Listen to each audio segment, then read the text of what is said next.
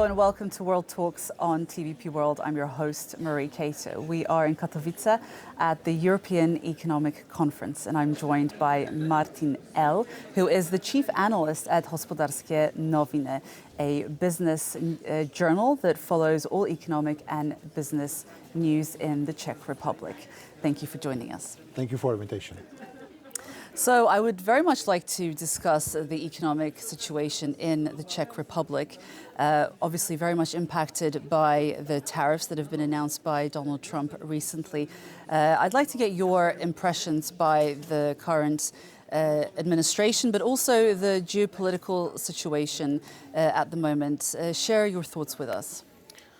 Well, I think it's nothing secret or new if I say that we are living in times we never experienced in our lives. Maybe my generation experienced something like it in 1989, but now the shift is a little bit different in its form and in its shape. But I'm afraid, or I can say that it will be more profound than it was in the last three and a half decades. So, and we are trying to grasp the kind of deepness and the gravity of what we are experiencing. So this is kind of big picture or big frame, and then the smaller countries or middle-sized countries like Czech Republic, which are based on the open economy, on open business, on trade, on export. They are even more exposed in comparison, for example, with Poland, which has a big internal market, which saved Poland basically during the financial crisis, for example, in 2008, 2009. So in Czech Republic, there is kind of, I wouldn't say panic, but it's like, scratching heads, what can be next and what we can do with that. We are part of the EU, we are part of the NATO, so these are the tools which we can use. Foreign trade is the EU thing to negotiate with the United States, so we can only support it. But for example, now with in this EU thing, unlike in Poland, the Czech Republic was living for last decades in kind of Eurosceptic mood. It was because of different internal historical reasons.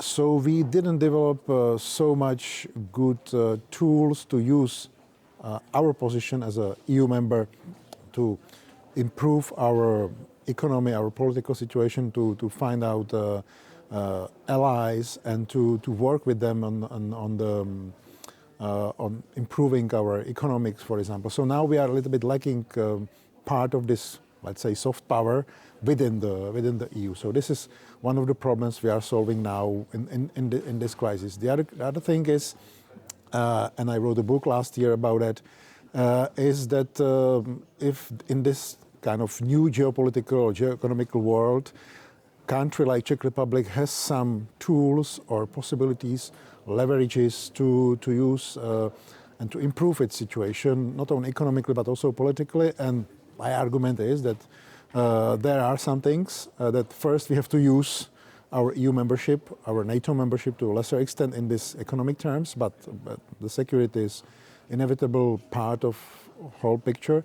And then that we as a Czech Republic, we have a lot of interesting things to offer to the new world in terms of improving or increasing the EU leverage as such, like defense in the part of the defense industry. We have a quite strong defense industry. We are building on that. We can turn part of our automotive industry into the defense, which is a big question now for the Czech business.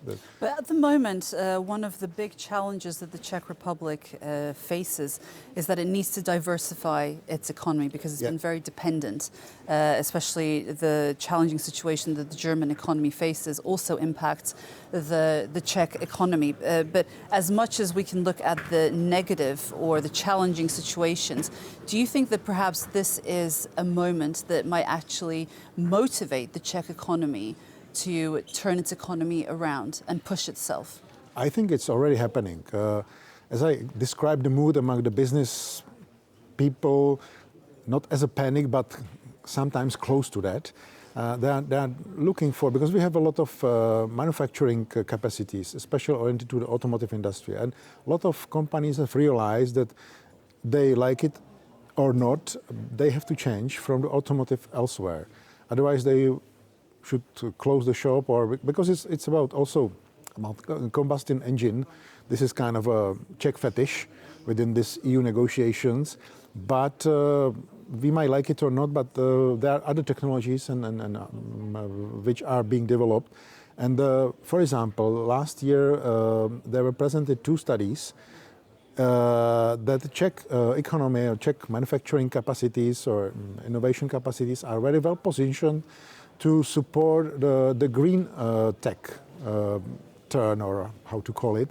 That we have a lot of possibilities and capacities already invented, and we can reorient ourselves into this area easily. Would be like, very easy to use the word easily, but there are possibilities. Now almost everybody is talking about what are the possibilities in the defense industry. And defense, I'm not speaking only about production of tanks and ammunition or the howitzers, but there are a lot of things which are so-called dual use.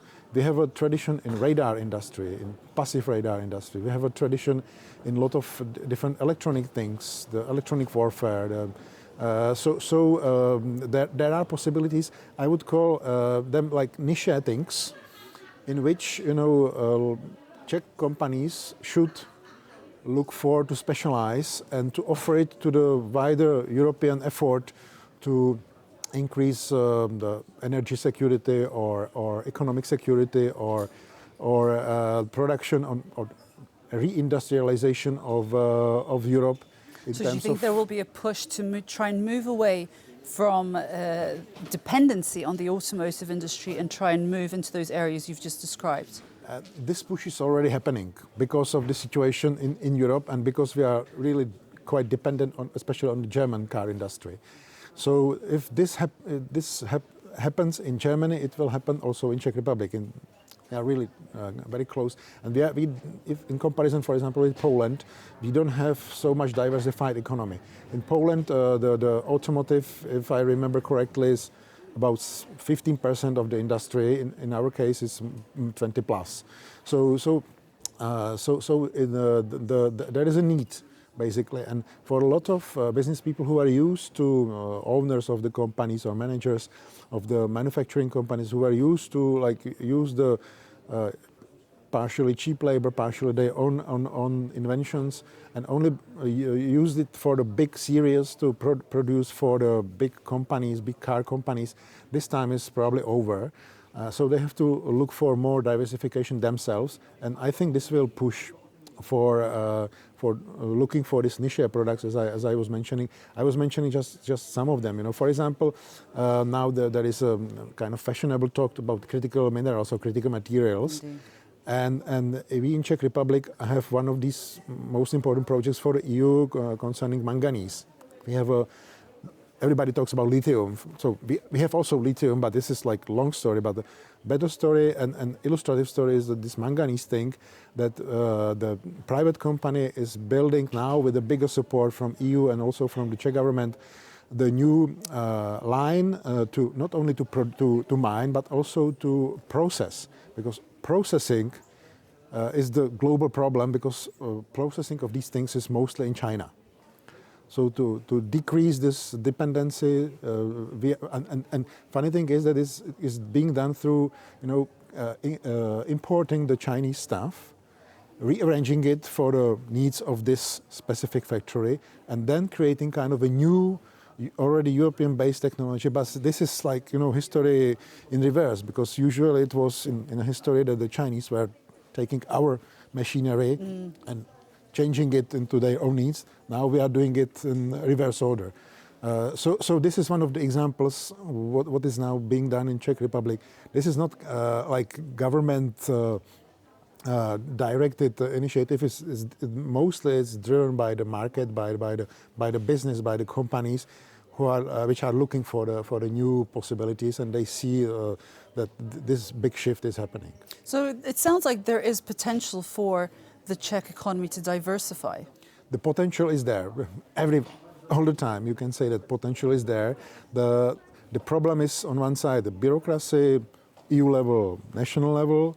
This is one thing. For example, if you want to have a new factory built on the from the scratch, it's easier to do it in machinery or manufacturing industry, but it's almost impossible to do it in chemistry. And chemistry is the big problem of the European Union. The chemical industry is basically being erased because of the regulations and because of the cheap stuff coming from elsewhere, not only from China but also from India or other countries which have less problematic regulations, to say so.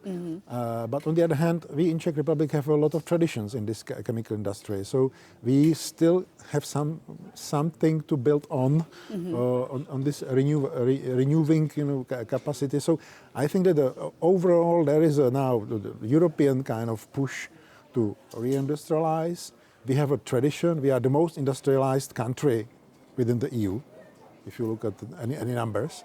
So we have a chance, we have a potential, and now is the question if we will use it. If we just go back to the EU regulations, what would you say are the most challenging regulations that get in the way of developing this chemical aspect of the industry at the moment? If you talk, for example, with the people from defense industry, they say that because the ammunition production needs really a lot of dirty chemistry, and they say that the REACH regulation is the kind of obstacle to that. But I think in general it is that we have EU regulations, but almost all national governments are adding to that something more. So it comes from two directions. So it comes from two directions. So it would be like, the easing, I know that here in Poland now is that kind of deregulation effort of the business in combination with government. I don't know if it concerns this kind of heavy industry stuff. I think it's more about the tax regime and this let's call it light bureaucracy. But the most problematic thing is this kind of hard industrial part of that. For example, we have seen that it's possible in Germany. During the energy crisis, after the invasion started, Germany was able to open 2 LNG ports without permits. Only ministry said open it. Just stamped it. We give the stamp. So I think this is the way how we need to do that, because in certain areas we need to move quickly. Because of the war, because of the competition, because of the... Just to keep the economy going. Just to keep the economy going, yes. Because of the tariffs as well, unpredictability now. So we have to move quickly. We got used, not only with the EU regulations, but within our national regulatory frameworks, that we have a lot of time, we have a lot of possibilities. We don't have to move so quickly, but we need to move much more quicker. And just very quickly as we wrap up, I wanted to ask your opinion on what do you think is the likelihood that negotiations will go through in terms of Europe and Washington? I think now I'm a little bit in positive mood. I'm not sitting in Brussels, so I don't see it in the papers of Mr. Šefčovič, but my impression is that the first round we played quite skillfully, that we were not retaliating quickly. We were like letting, Trump boil in his own kind of problems and hot water of his own creation within the markets with China. And so we offered kind of way out. And I think that the signals coming from in the last days is that Mr. Trump finally starting to understand that he made a little bit more problems than solutions. So maybe the Europe is playing it a little bit better than China, for example. So do you think that there is a little bit of hope that it's a little bit of hope, but we must realize that we are not going back to where we were. The unpredictability of Trump administration will be here for next 4 years at least. Okay. Martin Ehl, it's been a fascinating conversation. Thank you for joining us here. Thank you for your invitation. And that brings us to the end of World Talks here in Katowice. I was joined by Martin Ehl, Chief Analyst of Hospodářské noviny. Stay tuned for more on TVP World.